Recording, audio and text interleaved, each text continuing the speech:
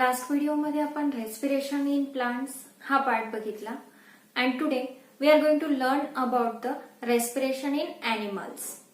Respiration in animals म्हणजेच प्राण्यांमध्ये जे रेस्पिरेशन घडून येतं किंवा श्वसन घडून येतं, श्वसन ही प्रक्रिया घडून येते, तर ती कशा प्रकारे घडून येते. आता आपण सांगितलं, ज्या प्रकारे सांगितलं आपण लास्ट काही व्हिडिओजमध्ये एक्सप्लेन केलं, तर त्याप्रमाणे जरी रेस्पिरेशन हे सगळ्यांमध्ये सेम असेल, respiration that is exchange of gases असेल सगळ्या ऑल ऑर्गॅनिझम्स मध्ये हे अशाच प्रकारचं घडून येत असेल, तरी सुद्धा हे रेस्पिरेशन करण्यासाठीचे जे ऑर्गन्स आहेत किंवा त्याच्यामधल्या ज्या ऑर्गन सिस्टीम्स आहेत, तर ह्या डिफरंट ऑर्गॅनिझम्स मध्ये डिफरंट असतात. म्हणजे प्रत्येक अॅनिमल्स मध्ये असणारे जे रेस्पिरेटरी ऑर्गन्स आहेत हे इक्वलच असतील किंवा सेमच असतील असं नाही. तर प्रत्येक ऑर्गॅनिझम मध्ये ही जी प्रक्रिया आहे किंवा रेस्पिरेशन आहे ही घडून येण्यासाठी जे स्पेसिफिक ऑर्गन्स असतात तर हे डिफरंट असतात. फॉर एक्झाम्पल आपल्याला मग अॅनिमल्सच्या बाबतीत सांगता येईल की बरेचसे जे अॅनिमल्स आहेत हे सेल मेम्ब्रेनच्या साहाय्याने रेस्पिरेशन करतात. म्हणजे सेल मेम्ब्रेनच्या साहाय्याने एक्सचेंज ऑफ गॅसेस करतात, काही स्किनच्या साहाय्याने एक्सचेंज ऑफ गॅसेस करतात, तर काही जे ऑर्गॅनिझम्स असतात तर त्यांच्या बॉडीवर होल्स असतात, एअर होल्स, त्याच्या साहाय्याने ते करतात. तर काही जे अक्वॅटिक अॅनिमल्स आहेत ते गिल्सच्या साहाय्याने करतात, तर काही जे मॅमल्स किंवा बर्ड्स आहेत किंवा मग अॅम्फिबियन्स आहेत तर हे लंग्सच्या साहाय्याने रेस्पिरेशन करतात. सो आता हे वन बाय वन हे जे रेस्पिरेटरी ऑर्गन्स आहेत, डिफरंट रेस्पिरेटरी ऑर्गन्स, तर याच्याविषयी आपल्याला लर्न करायचे. सो फर्स्ट बघूयात आपण सेल मेम्ब्रेन. आता सेल मेम्ब्रेन हे जे आहे तर हे युनिसेल्युलर ऑर्गॅनिझम्स मध्ये घडून येतं की जे एकपेशीय प्राणी आहेत. या एकपेशीय प्राण्यांमध्ये म्हणजे फॉर एक्झाम्पल आपल्याला सांगता येईल अमिबा, पॅरामेशियम, मग यांच्यामध्ये ही जी सेल मेम्ब्रेन असते तर या सेल मेम्ब्रेनच्या साहाय्याने एक्सचेंज ऑफ गॅसेस घडून येते.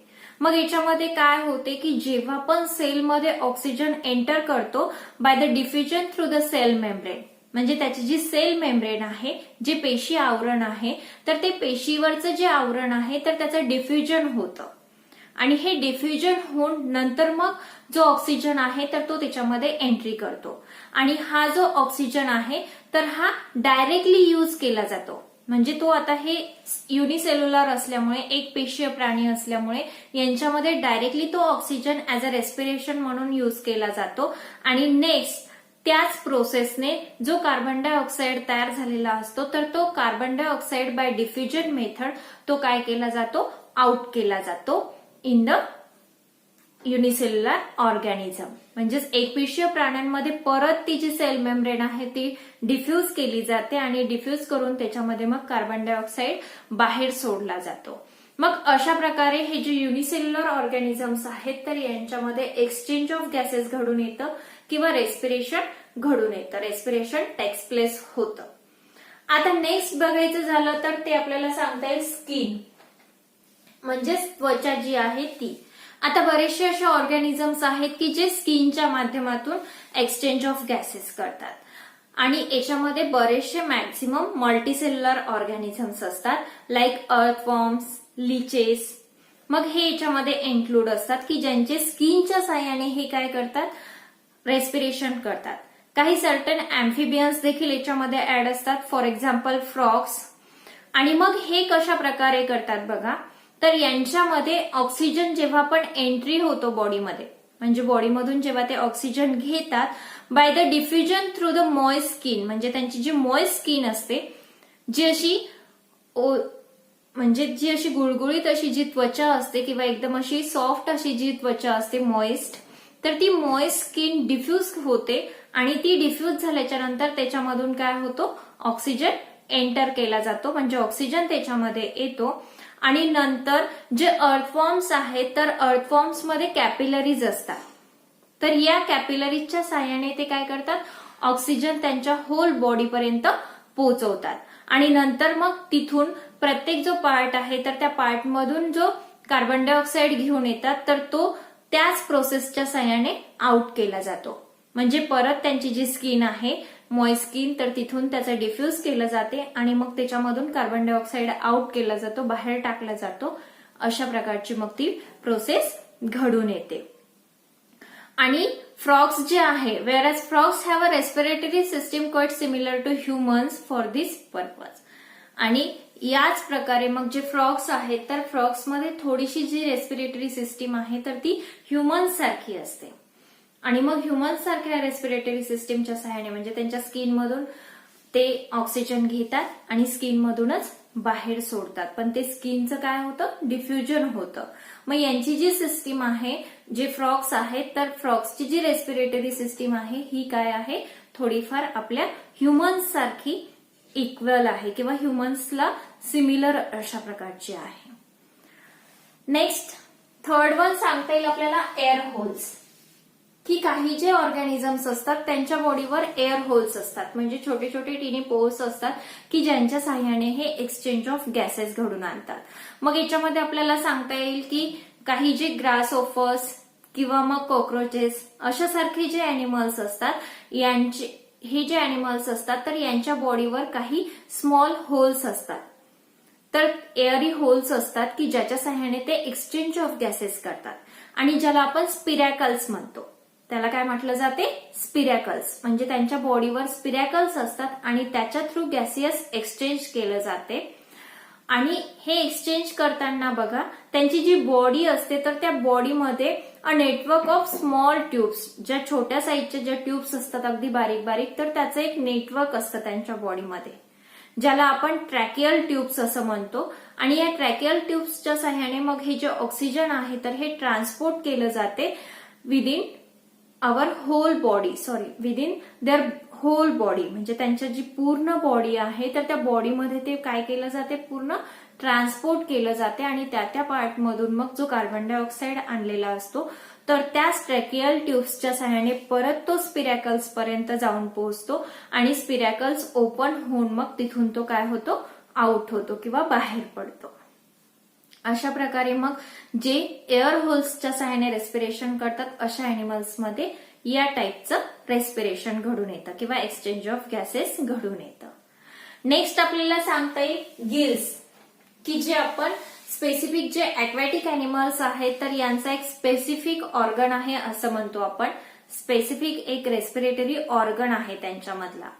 तर गिल्स हे काय आहे, कॅरेक्टरिस्टिक फीचर ऑफ अक्वॅटिक अॅनिमल. जे अक्वॅटिक अॅनिमल्स आहेत तर त्यांचं एक कॅरेक्टरिस्टिक फीचर आहे हे, की जे अतिशय इम्पॉर्टंट आहे. आणि हे कोणामध्ये असतं, फिशमध्ये. म्हणजे फिशला गिल्स असतात आणि फिश हे जे आहेत तर ते गिल्सच्या सहाय्याने रेस्पिरेशन करतात. आता हे जे गिल्स असतात तर gills located either side of their head. त्यांची जे हेड आहे म्हणजे डोकं आहे तर डोक्याच्या आयदर साइडला जे आहेत तर ते गिल्स लोकेटेड असतात. मग ते काय करतात आणि ते कशाचे बनलेले असतात बघा, they contain filament like structures that are richly supplied with blood capillaries. आणि हे काय असतं, एक कंटेन फिलामेंट लाईक स्ट्रक्चर असतं, म्हणजे एक फिलामेंट सारखं त्याचं स्ट्रक्चर असतं त्या गिल्सचं आणि त्याच्यामध्ये सगळ्या ब्लडच्या कॅपिलरीज असतात. म्हणजे सगळीकडे त्याच्यामध्ये कॅपिलरीज असतात ब्लड. आणि जेव्हा पण वॉटर हे माउथच्या सहाय्याने एंट्री करतं त्यांच्या बॉडीमध्ये, म्हणजे फिशच्या तोंडामध्ये जेव्हा वॉटर येतं तर वॉटरमध्ये मिक्सअप असलेला जो पण काही डिझॉल्व असलेला जो पण काही ऑक्सिजन आहे तर तो त्या जे कॅपिलरीज आहेत तर त्या कॅपिलरीज मध्ये काय केला जातो, ऍब्झॉर्ब केला जातो. त्या कॅपिलरीज ओढून घेतात त्याला. The oxygen dissolve in water diffuses in to the blood and is transport through the body. म्हणजे त्याच्यामधल्या ज्या ब्लड कॅपिलरीज आहेत तर त्या ब्लडमध्ये ते डिफ्यूज केला जातो ऑक्सिजन आणि मग त्या ब्लडच्या सहाय्याने होल बॉडीपर्यंत ते पोहोचवलं जाते. आणि मग तिथूनच जो ऑक्सिजन आणलेला असतो, कार्बन डायऑक्साईड जो आणलेला असतो, that dissolve in blood diffuses out in to the water through the gills. आणि तोच डिफ्यूज होऊन मग परत गिल्सच्या सहाय्याने परत वॉटरमध्ये कार्बन डायऑक्साईड मिक्सअप होतो. म्हणजेच अशा प्रकारचं मग गॅसियस एक्सचेंज गिल्सच्या माध्यमातून फिशेसमध्ये होतं. फर्स्ट त्या कॅपिलरीज मध्ये असलेल्या ब्लडमध्ये ते डिफ्यूज केलं जातो ऑक्सिजन डिझॉल्व असलेला वॉटरमधला आणि नंतर मग तो पूर्ण बॉडीपर्यंत होल बॉडीपर्यंत ट्रान्सपोर्ट केल्याच्या नंतर बॉडीमधला जो कार्बन डायऑक्साईड आहे तो त्याच साह्याने गिल्स पर्यंत आणला जातो आणि मग गिल्सच्या साह्याने डिफ्यूज करून मग नंतर तो पाण्यामध्ये सोडला जातो. अशा प्रकारे हे जे रेस्पिरेशन आहे तर हे ॲक्वॅटिक अॅनिमल्स मध्ये घडून येतं. आता लास्ट वन दिलेले आपल्याला लंग्स, की जे ह्युमन बिंग्स मध्ये ही रेस्पिरेटरी सिस्टीम आपल्याला बघायला मिळते आणि म्हणूनच मग मॅक्झिमम जे अॅम्फिबियन्स आहेत किंवा मॅमल्स आहेत किंवा बर्ड्स आहेत तर याच्यामध्ये ही रेस्पिरेटरी सिस्टीम आपल्याला आढळून येते. आणि ही जी रेस्पिरेटरी सिस्टीम आहे तर हा एक जो ऑर्गन आहे लंग्स, तर हा मोस्ट ऍडव्हान्स रेस्पिरेटरी ऑर्गन आहे. अतिशय ऍडव्हान्स असा रेस्पिरेटरी ऑर्गन आहे आणि हा हायर लेवलचे जे अॅनिमल्स आहेत किंवा हायर अॅनिमल्स जे आहेत लाईक अॅम्फिबियन्स, मॅमल्स अँड बर्ड्स, तर अशाच अॅनिमल्स मध्ये हे जे लंग्स आहेत तर हे आपल्याला आढळून येतात. आणि या लंग्स म्हणजे हा जो रेस्पिरेटरी ऑर्गन आहे तर याच्या साह्याने मग त्यांच्यामध्ये रेस्पिरेशन घडून येते, एक्सचेंज ऑफ गॅसेस घडून येते. अशा प्रकारे मग आज आपण रेस्पिरेशन इन अॅनिमल्स हे थोडक्यात बघितलं. याच्यानंतरचा जो पार्ट आहे तो आपण नेक्स्ट व्हिडिओमध्ये बघूयात. थँक्यू.